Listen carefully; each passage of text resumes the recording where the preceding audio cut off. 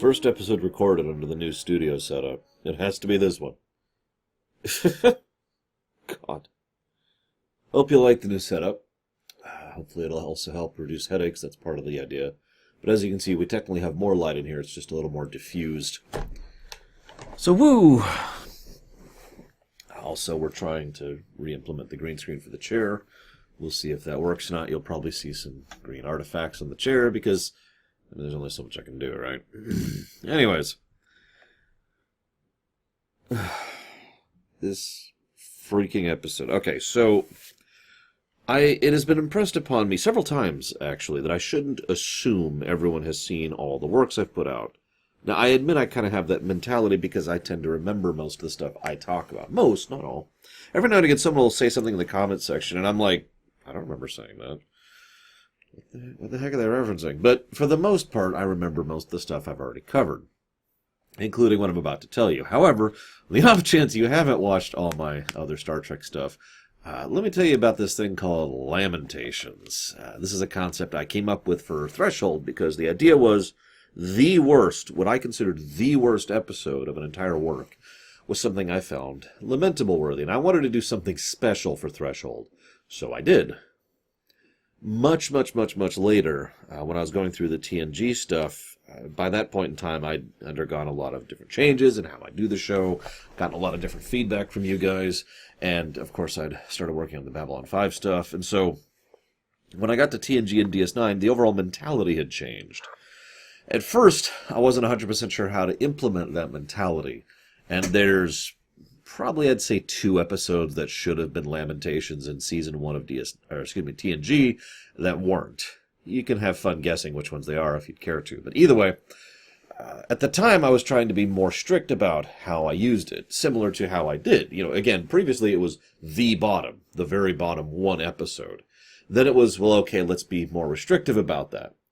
But I started thinking about it. And started being like, you know what, that's stupid. If there's an episode that is just face-palmingly bad, that happens to have 1 good scene, that doesn't really redeem the episode, now does it? If it's an episode that has a lot of ups and downs, that can redeem it. If it's an episode that has a good half and a bad half, that can redeem it. But 1 or 2 scenes does not redeem an entire episode. So we kind of restructured it a bit to how Lamentations would be considered going forwards. Funnily enough, there would then be 2 Lamentations that TNG would get that I was not expecting to give in the process of going through TNG. But that's kind of the general format of where we're at now. Basically, a Lamentation is a really bad episode. And it is something special. I don't give it to just episodes that are face-palming or ridiculous or nonsense. The episode has to really bother me and be actively a net negative for me to be at the point of being like, okay. So the point is, a Lamentation is not a bad episode. To summarize the last several minutes. A Lamentation is a really bad episode. But also, a Lamentation has to do something above and beyond to really give it that status.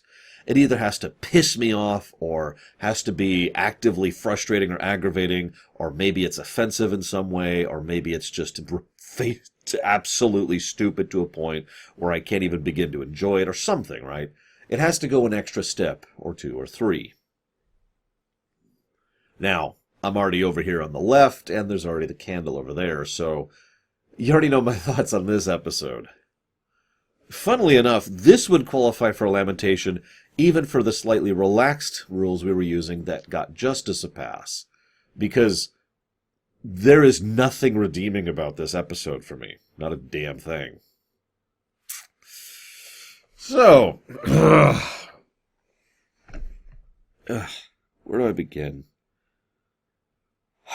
This is a script by Berman and Braga, and it shows. There's also a bit where Braga himself said, and I can see a lot of the story ideas coming from Braga here. Braga himself mentioned that, this is the kind of story. This is the kind of story idea you can only really do with someone who is less seasoned, like Tucker, someone who isn't experienced at being in space and interacting with alien life. I don't think he realizes, but that kind of makes it worse, even though I do see his point. But I'll explain why I think that's nonsense in just a minute. So, you remember what I talked about with the suspension of disbelief? The better the episode, the more willing I am to bend. Well, that goes the other way. The less good the episode is, the less I'm willing to bend. At all. So, let's talk about the cold open and why it's crap. The cold open is a chance to try and show off some visual effects shots and have Archer kind of be pulled up into the air while he's in the middle of a shower because the gravity goes down, the artificial gravity goes down. I'm not going to point out all the other reasons why what happened probably isn't what should happen. In fairness, I'm not exactly an expert in gravity either, but I'm pretty sure it's not just he immediately starts floating into the air, especially not the water, which is also being pressure shot down to the ground. I could be wrong about that. That's entirely possible. Who knows? Maybe the gravity actually got reversed rather than just straight up down, and also simultaneously lowered substantially at the same time. Here's the reason I'm bringing this up. The point of the cold open is dumb physical comedy. Now, I want to clarify that for a second. When I say dumb physical comedy, I don't actually mean that as an insult, as strange as that may sound. Dumb physical comedy is Three Stooges, right? Now, you're probably thinking, well, Three Stooges is it's smart. Well, Three Stooges is very well done and can be funny, but that is dumb physical comedy, which is basically the point of it's a specific slice of slapstick, to put it simply.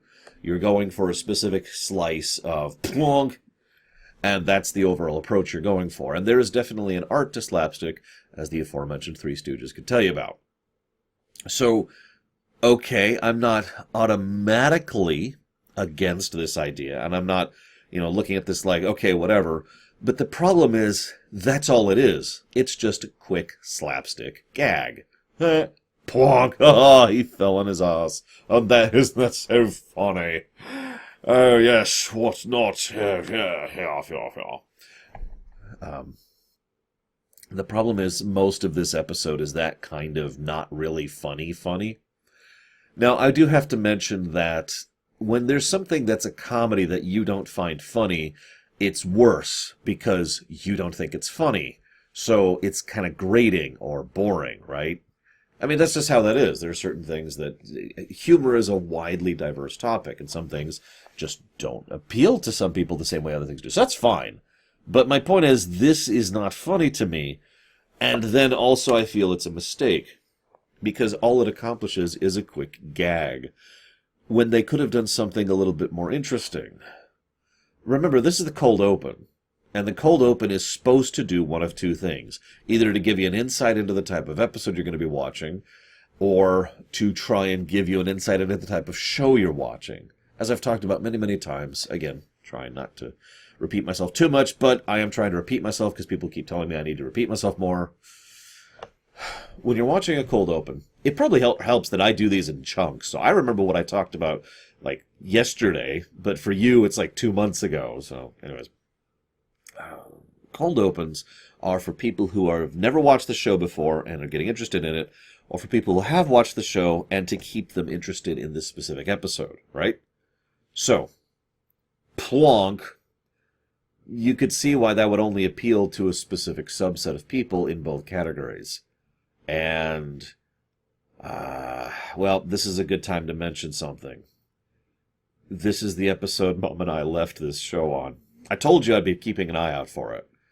And I remembered, as soon as I saw the cold open, I was like, oh, God, yep, that's exactly what happened. And I even texted Mom to verify, and she had vague memories of it, but also verified that she remembered this episode. When I mentioned the basic plot outline, she did recall it. We watched that cold open and said, oh, wow, this is really stupid. And then we watched the episode to conclusion. And then I didn't watch Enterprise for several years. So this is it. This is as far as we made it back when this show was live. Wow. Anyways, I'm getting off topic. So, what would I do better, right? Come on, Lord, do better, because you're worthless and terrible. Well, I am worthless and I am terrible, but I do have a better idea, and that is, have Archer be fine. One of the things that I like that the show has done periodically in the early episodes is show how, just kind of a mundane, everyday look at space travel, but not from a Trekkian perspective, but closer to something more modern day. And that's something I have liked in quite a few episodes. So the idea of, for example, the gravity going on, Archer just kind of keeps brushing as he goes up, grabs a bit of the water and splashes it on here, get a little bit here, scooch up, and he's utterly unfazed by it. After a few seconds, he reaches out. We still having issues with the gravity emitters, indicating that this is an ongoing problem. Yep, nope, we're still having this problem. Okay, yep, nope, that makes sense. Okay. Shuts it back off. Gravity comes back on. He fumbles a bit as he comes back down, lands smoothly, and just goes right back to showering. Now you're probably thinking, what's the point of that? Threefold. Number one, it shows that this is kind of how life is on a starship when we don't have the tech level of modern Trek. Point two, it shows that they've been having periodic issues, immediately getting across the idea that later scenes will also do, that the ship is having malfunctions, which is also part of the, could be a part of the recurring subplot of the whole, ship isn't quite ready to be out in space thing. It is not, but it could be. And the third point, Archer is a seasoned space vet. He either has practice for this or actually has experience with this, so he just kind of rolls at the punches smoothly. Having said all that, I almost think it would have actually been better if it was Mayweather instead of Archer to get across the same general point. But whatever. In fact, now that I'm saying that, I think I like that idea better. Make it Mayweather instead. I think that would have worked better. So then T'Pol hates human food, because Berman and Braga are writing this episode, and she hates the smell of them. Maybe you should learn to be a bit more diplomatic when it comes to dealing with their food, T'Pol. I'm sorry. This episode is just dragging me down. I'm also in a bit of pain right now, but that's neither there nor there. So the episode's all over the place. Everything's broken across the whole ship. Everything's broken because the plasma exhaust is being warped in a specific way that it shouldn't be, which is then causing all of the issues on the ship, including the water producer to malfunction, along with the temperature control things, and I think there's like 2 or 3 other things. Obviously, gravity plating. So, why? Oh, I know. I know what you're thinking. Lore, you're demanding too much science from your science fiction. That's your opinion. That's totally valid. It is possible that I am being too nitpicky. But as I described earlier, what is required for me to be less nitpicky is more good. And in the absence of good, all I am left with is bad, and questioning why it's bad. Which leads me to this problem. These people just kind of hanging in the warp field, piggybacking off of another ship's warp field, which I'll get to that in a second, apparently is causing ship malfunctions across the entire ship, which is portrayed as a light, kind of harmless thing. I can't be the only one who thinks of that as actually a legitimately terrifying thing, especially since it's affecting the entire ship. Oh yeah, another thing it's affecting is they can't send visual communications. So, the entire ship is having random malfunctions. I feel like I've heard that before in Star Trek, and usually when it is, it's said along the lines of, if we don't get this fixed, we may be dead within the hour, because just about anything that breaks on a spaceship in just the wrong way can be catastrophically bad. But no, it's okay. It's just a joke. It's a joke, guys. It's okay. It's super highline. Oh my god. So then they 3 times in this episode they polarize, or oh shoot, I don't remember how they say it. They do something with the hull plating, activate hull plating. That's not what they say. They say like polarize it or something like that.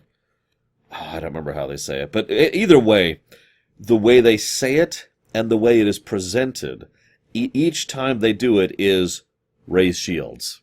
And I'm just making the point once again that the whole polarizing the hull plating thing is once again just a copy-paste replacement for raising the shields, which, as I think I've already established, irritates the crap out of me.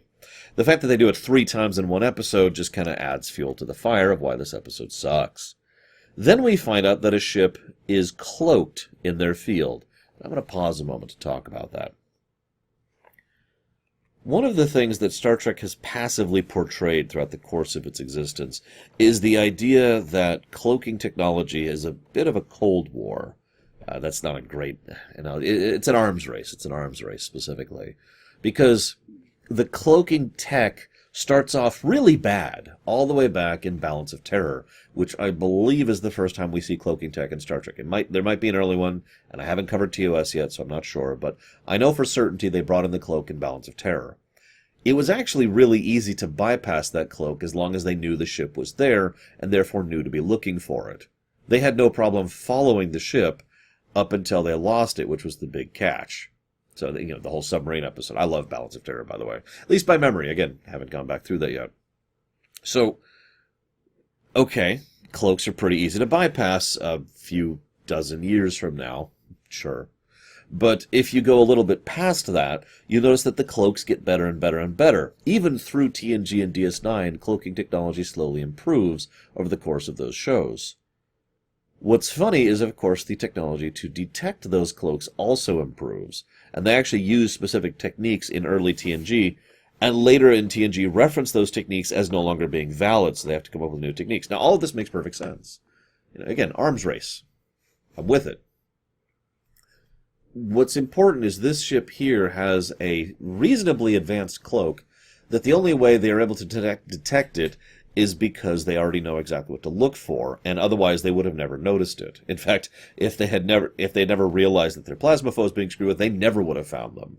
Now, you could argue that's a matter of their scanners being crap, and that's a valid answer. I just wanted to talk about the cloaking thing because, honestly, I wanted something to talk about in this episode. So they're piggybacking on the warp field.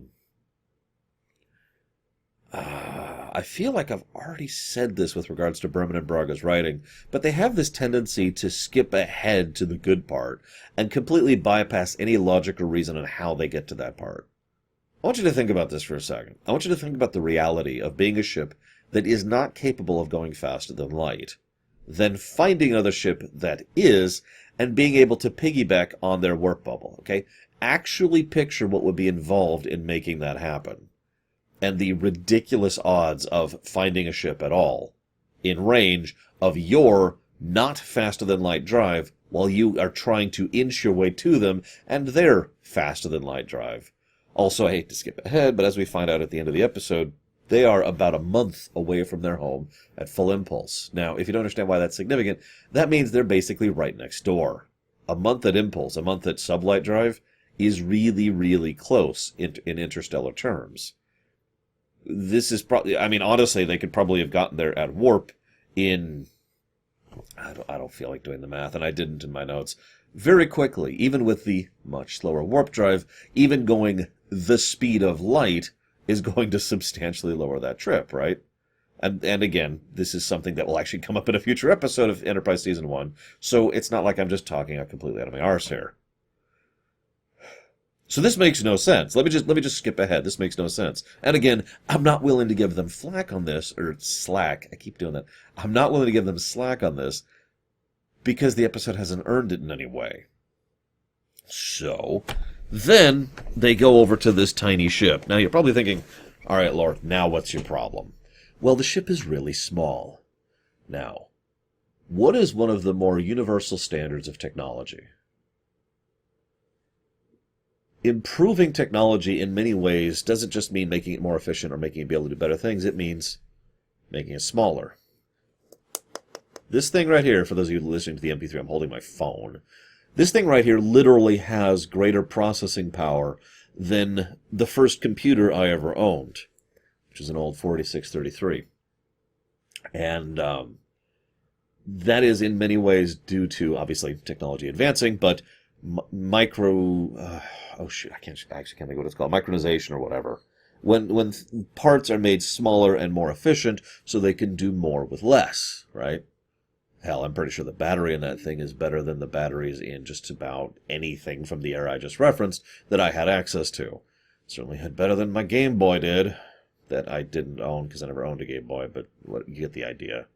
God, this episode is destroying my brain. I apologize. I'm trying really hard to get these points across because this is just so irritating at every level, and it didn't have to be. All of these niggles I'm pointing out would be really easy to smooth over in the script, but instead it's just, go with it. And I'm like, well, okay, I'm willing to go with it if you're going somewhere interesting. We haven't even gotten to the main plot of the episode yet, which I'm going to rip that one a new one when we get there. So they have this tiny, tiny ship, which is apparently super advanced. They have the ability to have a freaking holodeck, talk on that in a second, and a cloaking drive thing. Field? I don't know. They have a cloak. They have a freaking cloak. So that means super advanced, right? That makes sense. That would explain why they don't have anyone on their own ship who knows how to repair it properly. It also explains how it takes them 3 hours in order to go through a decompression chamber in order to make people capable of existing in the environment of their ship. I'm actually willing to give the decon thing a thing. In fact, that's kind of a cool idea and would be replaced in another episode. But no. Instead, they're just sure. By the way, I do want to give special praise, such as it is, to Randy Oglesby. Oglesby? I actually don't know if that's a G or a D. I can't read my own handwriting. It's okay. I've got the episode up over here. I'll just look really quick. That is Ogle. It is a G. Oglesby. You might be thinking, who's that? Well, obviously, you probably know him as the guy who plays Degra, but he's actually been in Star Trek several times up till now. He plays Trinarl, the captain of the enemy alien ship, and also he played Solaran Prin, probably the most memorable role of his up till now, which was the Cardassian who was basically a mass murderer and a psychopath back in DS9. But anywho, I know that narrows it down a lot, right?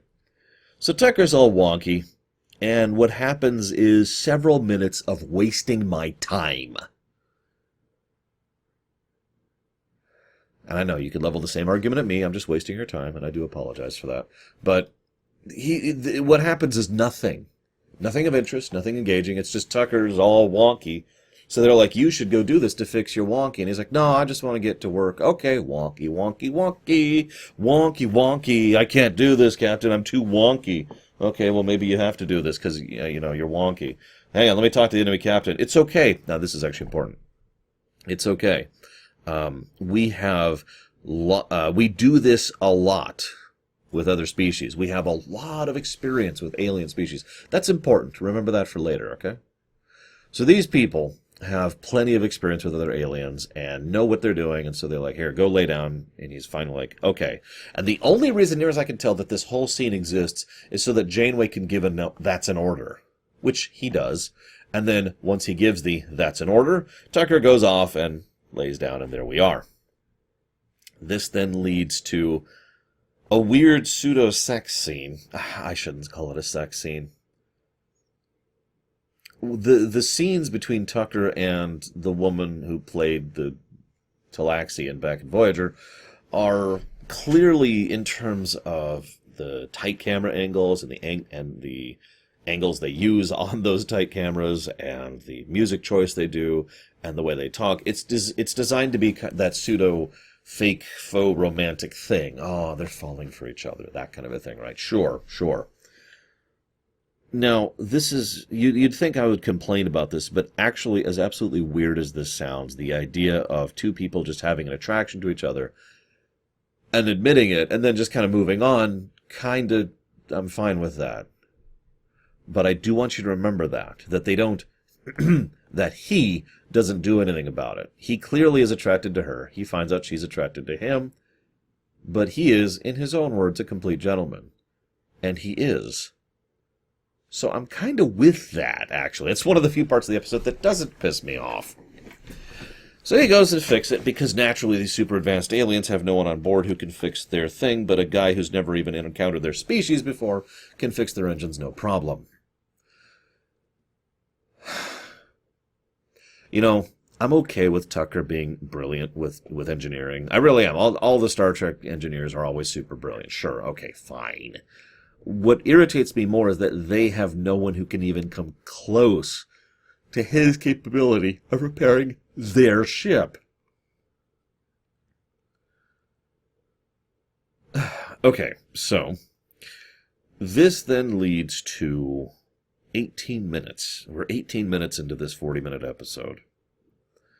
18 minutes, oh my god, 18 minutes into episode 4 of a brand new show which has consistently tried to portray itself as tonally lower tech, introduces a frickin' holodeck. And they just couldn't resist, could they? They had to have a freaking holodeck. Do note, by the way, that the holodeck adds nothing to the story whatsoever. Nothing. From both a construction perspective, the cloak could replace it easily. We'll talk about that later. And from a narrative perspective, she could have just taken him to her quarters. Maybe showed off her visual presentation thing, or maybe she has, like, I don't know, pictures of home, or maybe the walls move to present pictures, so like she's got screens on the wall, something, right? All of these scenes could have been completely ejected from the narrative entirely, and nothing would be lost, other than, wow, holodecks in Enterprise! Believe it or not, this is actually more of a sticking point for my mother than myself, because she was like, I distinctly recall this. I don't remember her word choice, but it was something along the lines of, do they have holodecks 100 years before Enterprise? And I'm just like, I don't know, Mom. I don't know. I'm the wrong person to ask these questions. And we just made fun of the episode for a bit. Do note, by the way, the episode established several times that this is a full-tilt holodeck. I remind you that even the holodecks on the beginning of Enterprise D, that is to say, in TNG, are not as advanced as this holodeck. There are clear, demonstrable limitations of early TNG holodecks that they then improve, once during 1100-101, and then it just kind of gets better over time as holodeck technology improves, and of course that goes forward into both DS9 and Voyager. That makes sense. But these holodecks are basically at just like mid-TNG level, with the exception of the fact that they can't generate people. That's actually something they call out specifically. Although that is a presumption on Tucker's part, so we don't actually know if they can. But they bother to show that they can interact with the sand, that they can smell, that the boat moves, and that they can walk. All of the features of a modern holodeck. Now, I point that out because if this was a more traditional hologram, where basically you're stuck in one place, but you can change the scenery around you, you know, kind of like I don't even remember what they're called. There's like this full screen camera thing where like you have monitors all around you, and they're curved monitors. So what you basically have is one circular monitor, and you can look in all directions, and it's got one of those omnidirectional cameras going, so you can see everything. That kind of a thing, right? So that would have been at least a little bit more understandable. Still doesn't actually have any purpose in this narrative, but, you know, it would have at least been something. But no, the real reason this is it has to lead to the scene that actually pisses me off. Younger me was a lot more pissed off at the holodecks and the cloak and the Klingons than older me, who was pissed off at the fact that Tucker was effectively raped. The fact that he's a guy does not make this any better. This is effectively the child all over again. And I was not particularly fond of the child either, but at least in the child we had a couple good presentations, and Marina Sirtis actually tried, bless her, to act in that episode. But here what we have is, oh, this is a game we play. Now, I want you to keep that in mind, because that's going to come up later, twice, okay? This is a game we play. And by the way, yeah, we play that game too, although we usually have a little less clothing when we're playing that game as humans, but I digress. I get it, alien, you know, it makes sense. So the next scene, which is I think like 2 or 3 days later, it's not long. It is not a long time after. He's already demonstrating physiological changes because, as we know, thanks to Berman and Braga, we are Pokemon and can evolve and mutate at will in order to adjust to stimuli. All you have to do is do a little tinkering and shazam! There's an extra nipple or two on your wrist. Sure. That makes tons of sense. So we've got the physical and emotional violation. We've got the people can be rearranged and like we're freaking Legos. Then, to really continue pissing me off, what happens next is, it's a joke. you may remember way back at the beginning when I started off this rant, and when I was more tired than angry. Now I'm angry, but I made this comment that one of the points of a cold open is to kind of give you an idea of what kind of episode you're in for returning viewers. The cold open of Archer, ha ha ha, he fell on his ass, isn't that funny, absolutely demonstrates the level of humor and overall tone of this episode perfectly. So I suppose it did do its job in that particular manner, because that's exactly the level and type of humor that is utilized throughout the course of the rest of the episode. Ha ha, he's prego, isn't that funny? To Paul, can't stop snarking at him. The whole medbay scene.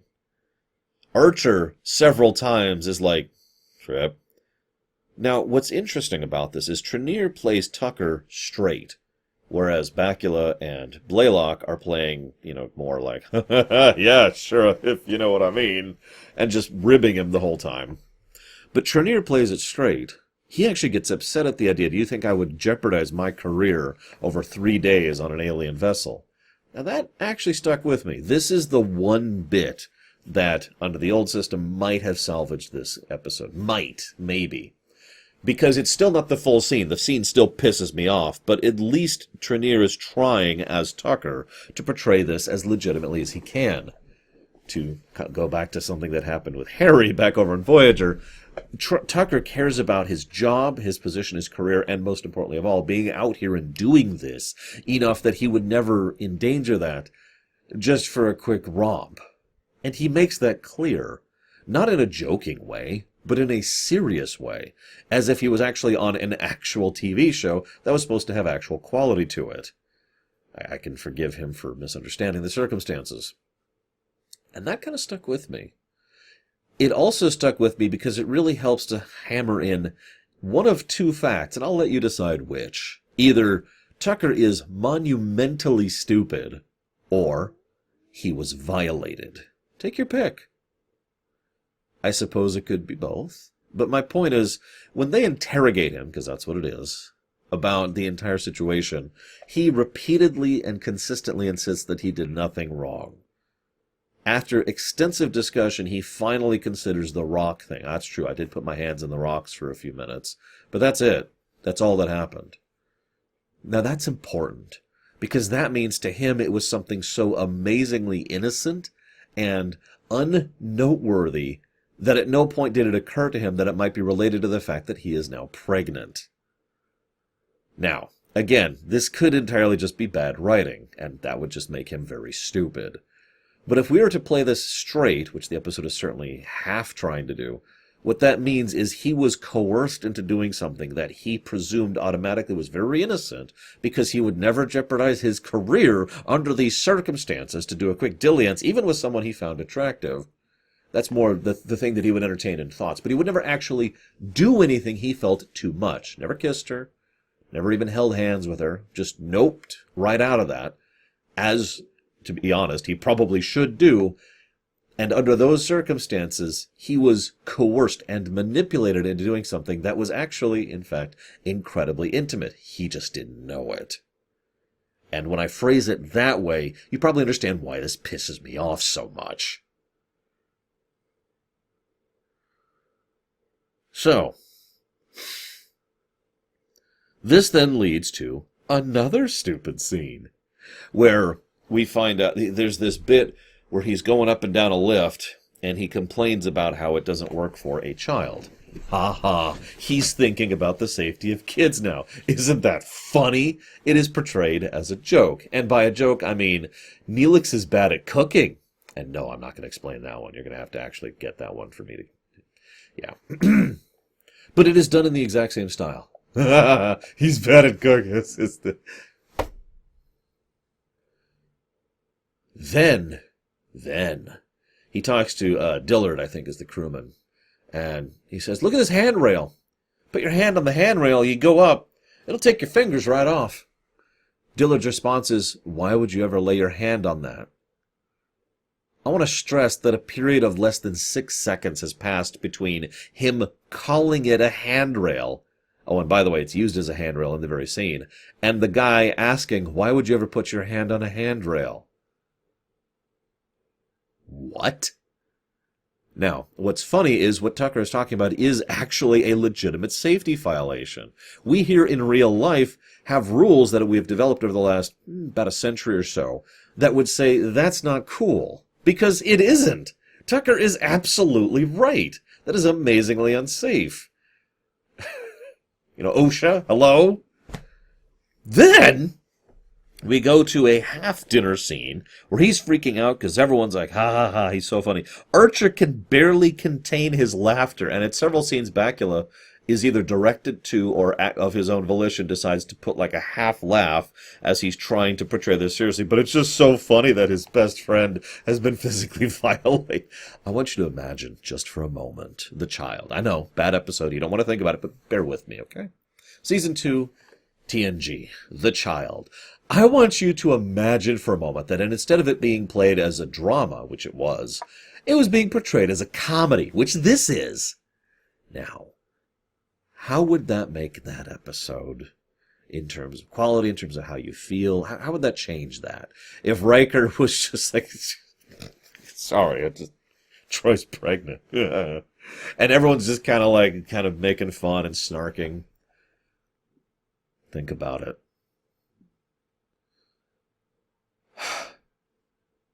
Then we find out that he's going to give birth in a little less than 3 months. I don't even know what to talk about that. Again, this is when I have in my notes that we are not Pokemon. So they finally find the ship. Turns out it's trailing a Klingon battle cruiser. Okay, so the trick that they did, where they somehow, despite having a ship that couldn't go faster than light, and somehow getting in spitting range of another ship, which can use warp speed, and then being able to piggyback them, they just repeat that trick. So all the complaints I had earlier are now repeated, especially now it's a Klingon vessel, but I suppose we can excuse the Klingons for being very stupid, especially at this era, but we'll actually talk more about the Klingons in the episode Judgment, which I believe is season 2. But funny thing, that's a Katinga.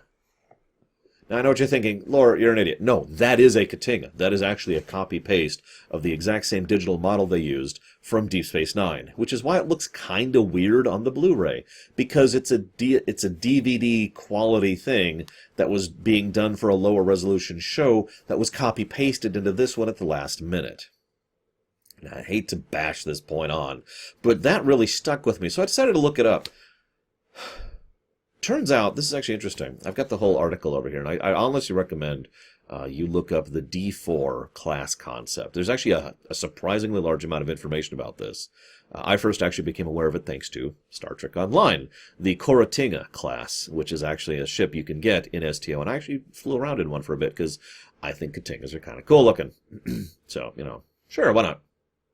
But anyways, so I looked this up and I found out some interesting stuff here. Turns out they actually put together a model for the D4 class. Now, if you don't understand the significance, the Katinga is basically the D7. That's what we see in TOS era. So D4, D7, logic, cool. They produced a ship, and the producers said no, so they copy-pasted the DS9 ship. For the longest time, that was the extent of my understanding here. While I was watching the rest of the episode, I noticed there was a link to a forum thread, which I pulled up, and I basically followed the trail down of information. I got a lot of more information on this, which I have written up over here on my second monitor. Turns out, this was actually done by a gentleman named Koji Kuramura, and he basically put together the D4, which you can see models of online and judge it for yourself, in his spare time, basically for fun and for free. He just put that together. Apparently it took about 36 hours to do, and he produced it, and blah, blah, blah. Now, what happened years after this incident, so what apparently happened is at the time they were interviewed about it in Star Trek the Magazine, Volume 3, Volume 3, Issue 9, page 46. Because I got all my notes here. And apparently it was just whatever. It's like, they wanted more windows. They wanted to have windows on the model, so that was their reason for saying no. And that's fine. I mean, it's understandable. And what happened was they basically towed the party line by completely agreeing with the producers. Then, several years later, when the show was no longer live and office politics were no longer a thing, he said something else entirely, which I copy-pasted here word for word. Please forgive me. It's from the forum post from, from Hobby Talk. The only other design, the only other original design that was also chopped, I remember now, was the John Eves Klingon D6 or D5 I included in my calendar image for 2006. It was originally done for free for Star Trek Enterprise by Koji Kuramura, who stayed up 36 hours to do it for the show. It looked great, and I do agree, it's pretty cool looking, but the producers said, put more windows on it. And we said, no. You have to understand that we did so much extra that at that point it was the straw that broke the camel's back, and they were being mindlessly trivial and unappreciative. So in their infinite wisdom, they choose to use a low-resolution Katinga model from a timeline over 100 years later we had lying around, because that was much more logical than a ship that needed 10 more windows that no one would ever notice. There's actually, like I said, I'm not going to go over this whole list, and I have like 3 or 4 tabs open too. On this monitor, hidden behind the black screen I use to hide the glare. Pro tip, I actually have, my screens are blacked out for when I record these, because if I don't, what you'll see is something closer to this. You see how the glare increases, you can see reflections and all that. Anywho, it's a little behind the scenes of my own. So, having looked into this, I'm like, what the crap is with this stupid ship? This is gonna come up later, by the way. Just keep this in mind for later, because this is gonna come up. But this is okay. I mean, they've already got a holodeck and they've already got a cloaking ship, so you might as well have a Katinga D7, which wouldn't enter service until about a century later. And the model is specifically from a show that's closer to 250, I think, years later. I don't know. It's quite a ways from Enterprise to DS9. That's all I'm saying. Because Windows? Now, I'm going to go ahead and say something that's going to be very shocking to you. I don't think the Windows had anything to do with anything. I think they just didn't want to accept the model. What I don't know is why. Did they think they'd have to pay for the model that was already done from the studio that was already working with them full-time under contract to do, animation and renders for them? Like, I'm actually confused about why they would try to shut this down. Granted, the producers, Berman, and the other people who are in charge of Enterprise made a lot of absolutely insane decisions that I don't even begin to understand. So I don't know. I really don't know where this is coming from. And it really does seem like a pointless, unnecessary change that makes the episode worse. That would be so easy to fix. And, oh, that sounds familiar, doesn't it? Because that's the entire episode, except for the core theme. No, seriously. Other than the core theme, which would take substantial rewrites to actually work, the overall approach of the episode is all these little things are nitpicks. They're small, and they would be easy to fix and easy to smooth over. Instead, it's aggravating. Fixing the holodeck would be easy. Fixing the pregnancy thing it wouldn't be that hard to fix, really, if we're being honest. Just play it as the horrific thing it is, and have this be about Tucker trying to acclimate to this problem and be one of the dangers of interacting with alien races and how his trust was violated. This could be portrayed as a serious drama.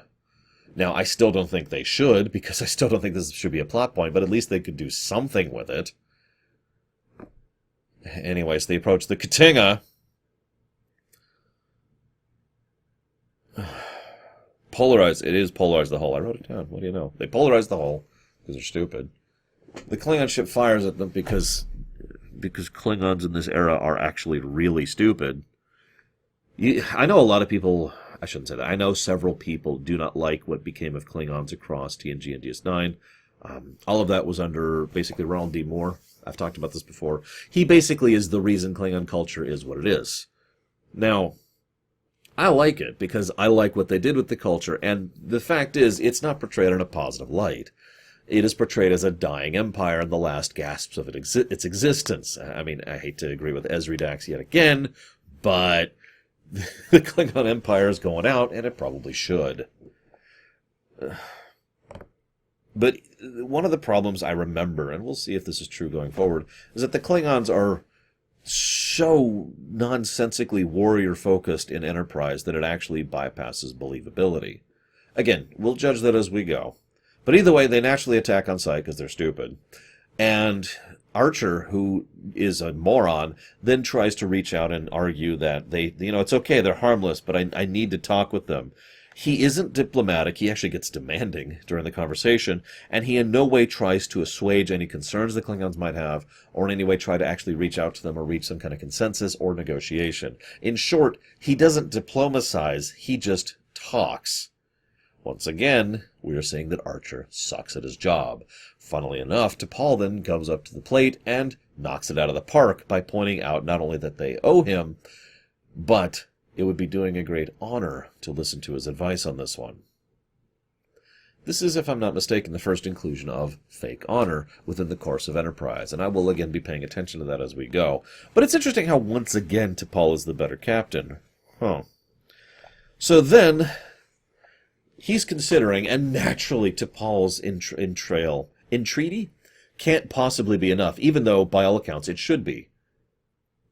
The Klingons owe him, and if you decide to go against him in this matter, you will be doing a disservice to someone who has worked for the good of the Empire. In short, you'll be showing yourself as dishonorable for attacking someone who has protected status. Fake honor. Exactly as portrayed. That should have worked. End of story. No. Instead, what has to happen is honestly probably the worst scene in the whole goddamn episode. Because what happens next is then Tucker has to entreat by trying to say, hey, they might be able to share their technology. Now, I know at least two people who, when we watched this episode for the first time, were thinking, oh, okay, this is where they get the cloaks from. Even though TOS already had a line about the Romulans sharing their cloaks with the Klingons, but we'll get there when we get there on the TOS stuff. Anyway, so they're trying to explain the cloak thing. Okay, sure. No, he brings up the freaking holodeck. And so they share a holodeck with the Klingons. Now, that's not the part that pisses me off, although the geek in me is just staring at that and dumbfounded at how stupid that is on every level, that the Klingons would be big into holodecks, that it would be the kind of thing that they would be able to make acceptable with Klingon technology, the fact that the Klingons would be able to have this and then either lose it or never talk about it again, because Klingons don't have holodecks even in the modern age. But no. What really pisses me off is what happens next, is Tucker has to go and prove that he has romantically entangled himself with someone, humiliating himself on the crew, on the bridge crew, so to everyone there, and to the Klingons. And then, in order to prove that he can't let this go, he then reveals his own sack, I don't know what to call it, which is portrayed as, ha ha, look at how bad his cooking is. It is portrayed in a jocular manner. People are even like, oh, what's going on with that? The Klingons literally laugh at him. He has to degenerate, I'm losing my words. He has to humiliate himself and publicly shame himself in front of his comrades, co-workers, and friend, and in front of a bunch of complete aliens who he's never met before and never will again, because comedy. Then the episode doesn't even have the decency to be over. No, instead, we then have to go through the motions to fill out the timing where they go over. This is when she says something interesting. I wrote it down word for word. I had no idea this could happen with another species. Pretend it was sex for just a second. Could you do that for me? I know, I mean, Chris Jr., I wish I looked like him, so sure, whatever. But pretend it was sex. Pretend they screwed, okay? Now, imagine that she said that exact line that I just shared with you. Oh, I had no idea this could happen with another species. If I had known. Oh, this is so... Keep in mind also that under the previous auspices, he would have to not know what sex is or what it implies, right? None of the physical, emotional, mental, or literal physiological connections that sex implies were present. Instead, he's just doing this thing like, am I doing it right? Is this correct? Is this how this should go back and forth? What? I don't understand. And as he's doing this, she's just like, no, you're doing good, keep doing it. Completely manipulating and using him for sexual pleasure in a way that can and has been used for copulation. Now, that already pisses me off. But then you remember what was said earlier by Trenal? Oglesby. We have lots of experience with other alien races. Remember that? Hey, I didn't forget. I bet the writers of this episode forgot because they made it a point that they have extensive experience with other aliens, or maybe he's just lying. And I get the really strong impression that this is the kind of thing that happens pretty regularly. Keep in mind, at one point Archer was arguing that these people are harmless and nothing they were doing is deliberately malicious. I'd like to formally question that. The episode is clearly written and designed in a manner that they are nice people who are just innocent, you know. They just destroy other ships because of their own bungling ineptitude and rape people. You could already see where I'm going with that. I don't even need to finish the sentence, do I? No, I think they are actively malicious. Marauders, if you will. To the point where these people are probably actually evil. And I think that actually makes a lot more sense than, whoops, banana peel. Then, just to cap, because for some reason the episode still isn't over. To cap this off, we then have two additional scenes. One in which the Klingon literally says, I can see my house from here. Then, we have an episode, or a scene, when they have the dinner scene. It's the only dinner scene of the whole episode. I mean, it's the dinner scene, you know what I mean. Obviously, they eat dinner. They eat food like 4 times in this episode. The dinner scene happens. And they just can't help but snark and make fun one last time. This is also when we find out it'll only take them a month at Impulse to get home, which is, I've already gone down that road. But T'Pol is like, congratulations, you are the first human male to be, pregnant.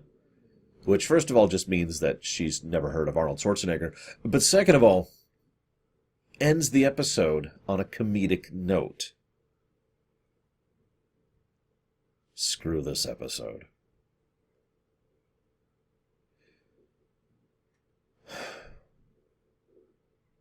One last note before I cut off.